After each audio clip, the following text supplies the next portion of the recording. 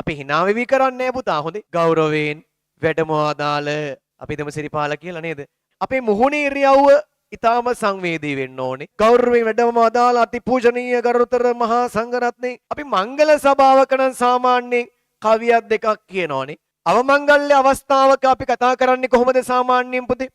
අවමංගල්‍ය අවස්ථාව කතා කරන්නේ කොහොමද? අපි මේ සන්දර්භයට ගැලපෙන්න එපේ කතා කරන්නේ. ටිකක් සංවේදී වෙනවා අපි. හරිද? ගෞරවයෙන් වැඩම ආදාළ අතිපූජනීය ගරුතර මහා සංඝරත්නයෙන් අවසරයි. ඒ වගේම ශෝකාකූල සංවේගයටපත් නෑදෑයින්ගෙන් බන්දු මිත්‍රාදීන්ගෙන් අවසරයි. නේද? අපි අතරින් සමුගන්ට යෙදුණු නේද? පුද්ගලයාගේ නම කියලා නේද? අපි දෙමු සිරිපාල කියලා නේද? සිරිපාල මහත්මයාගේ අවමංගල සභාවේ වැඩ කටයුතුයි මෙලෙස ආරම්භ කිරීමට සූදානම් වන්නේ. බොහොම සංවේදීව අපේ මුහුණේ ඉරියව්ව ඊටාම සංවේදී වෙන්න ඕනේ. අපි බොහොම දුකින් දැන් අපි හිතමු අපි අනුන්ගේ අවමංගල සභාවක් කරන්නේ අපිට දුක නෑ. අපි hina වෙවි කරන්නේ නෑ පුතා. හොඳේ. හොඳටම කරන්න ඕනේ කියලා hina වෙවි බොහොම සතුටින් සනිදිනේ කරන්නේ අවමංගල සභාවක. හරි දුකින් තමයි කතා කරන්නේ. දුකින්. අපේ මුහුණේ ඉරියව්ව සංවේදී නේද? අපි අතපය එහාට මෙහාට විසික් කරන්නේ නේද? ගෞරවයෙන් වැඩම අදාළ අතිපූජනීය ගරුතර මහා සංඝරත්නයේ එහෙම යන්නේ නැහැ පුතේ. හරිද? බොහොම සරලව සංවරව තමයි අපි අවමංගල සභාවක සභාව මෙහෙවන්නේ. අපි මංගල සභාවක නම් සාමාන්‍යයෙන් කවියක් දෙකක් කියනෝනේ. මම නම් එහෙමයි.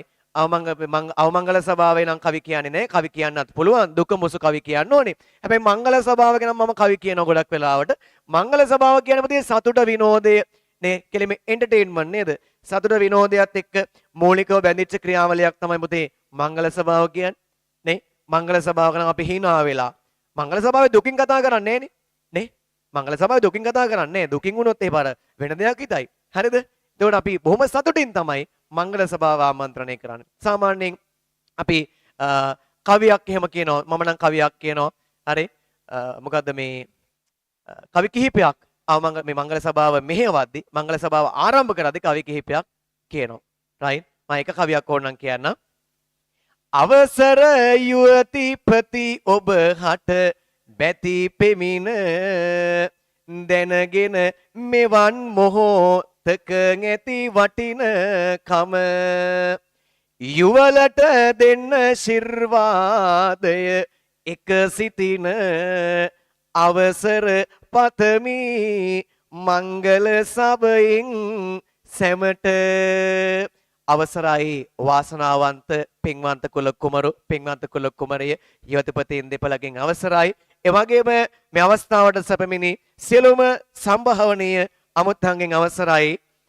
අද බොහොම සතුටු හිතෙන ප්‍රීතිමත් අවස්ථාවක් වාසනාවන්ත යුවතිපතීන් දෙපළක් එකිනෙකට අතිනත ගැනීමේ අවස්ථාවට යොමු වෙච්ච මොහොතක්. රයිට්? අන්න බොහොම සතුටින් හිනාව කියන එක දීලා හරි ආකර්ෂණීයව අපි ඔඩියන්ස් එක අපේ දේශයට ගන්න ඕනේ පුතේ. හරිද? ඒක තමයි මංගල සභාවක තියෙන අවමංගල සභාවකයි මංගල සභාවකයි තියෙන වෙනස. අපි ඒ સંદર્ભ වලට ආවේනික වෙන්න ඕනේ. පැහැදිලිද? ඒ સંદર્ભ වලට ආවේනික වෙන්න ඕනේ. හරි? මංගල සභාවේ දුකින් කතා කරන්නේ නැහැ. හොඳේ? හරි.